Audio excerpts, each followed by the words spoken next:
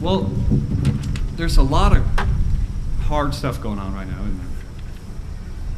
A lot of stuff with the weather, a lot of stuff in politics, and we're getting to see the hard side of life, the destructive side in nature and then also in people. And this week I've been thinking about that. I was like, gosh, man, oftentimes it feels like that's all we see, right?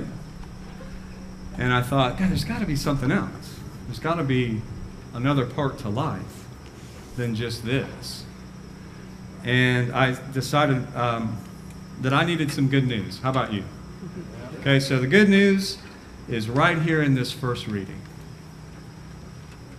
And the good news goes like this. By contrast, the fruit of the Spirit is love, joy, peace, patience, kindness, generosity, faithfulness, gentleness, and self-control. The fruit of the Spirit. The fruit of the Spirit. See, what Paul's trying to say to the people here is don't forget that you have the Spirit. The Spirit lives within you. And that in living in relationship to and with that Spirit, this is what happens. Love, joy, peace, patience, gentleness. And it's like fruit on a tree, like on your cover. It's like fruit on a tree. Living in South Florida, you have to put up with the things that are happening like today.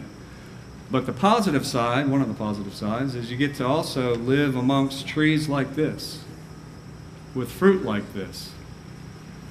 And when the fruit comes out like that, when the fruit comes out in season, it's like this gift. It's this gift of beauty to the whole place, to everybody who will notice it. It's like this gift. It's like the tree. The full expression of the life of the tree is found in that fruit. The fullest expression, and you can eat it. It's so beautiful. Well, that's the same thing with the fruit of the Spirit. The fruit of the Spirit is the fullest expression of what it means to be a human being. That you and I have this potential to live from a place of love, joy, peace, patience. And it has an impact on the world when we do it. And I'm not talking about big things, because oftentimes I think in the religious world, we just think of the big things. Like there's supposed to be these big events all the time. I'm talking about daily things that this stuff affects. And then because it affects the daily things, it affects other things, and other things, and other things. So this is how it played out in my life this past week. As some of you know, I'm a big into centering prayer. We do it 4 times a week here. I do it on my own when we don't do it here. And it's a big part of my life. For those of you who don't know what centering prayer is, it's like deep meditation. And I don't do it because I'm a virtuous guy. I do it out of pure need.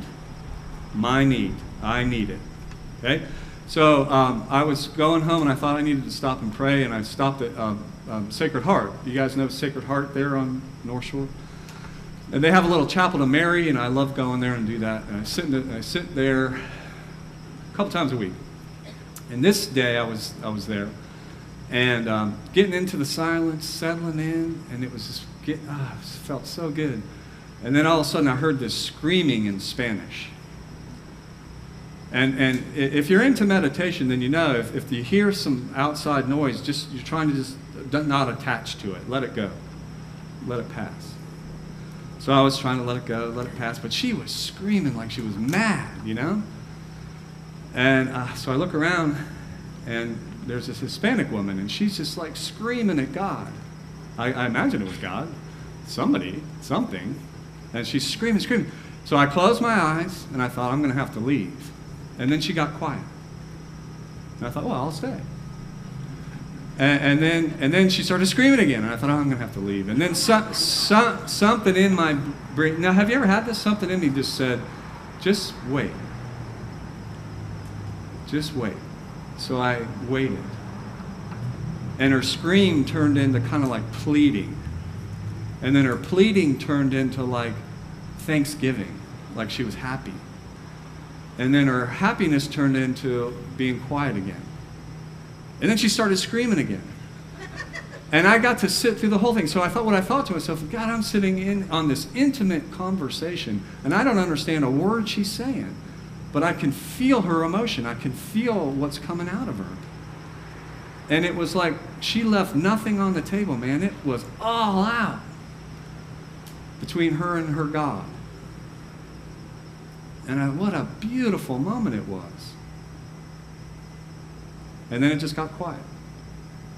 And I finished, and I got up to leave, and as I walked out, she was kneeling on the floor right before the altar. And the look on her face was like pure peace, if not joy. And I carried that with me out into the day. And you could ask Cindy, she's standing back there, you could ask her. I think I was a pretty good guy that night. I think I was worth being around. Because that's the gift of the Spirit, right? Life is better for me anyway, and I think for others, when I live love, joy, peace, patience, kindness. It's a better world. And the best news of all, you see, is that gift of the Spirit is in you. And that fruit of the Spirit is in you. Right now.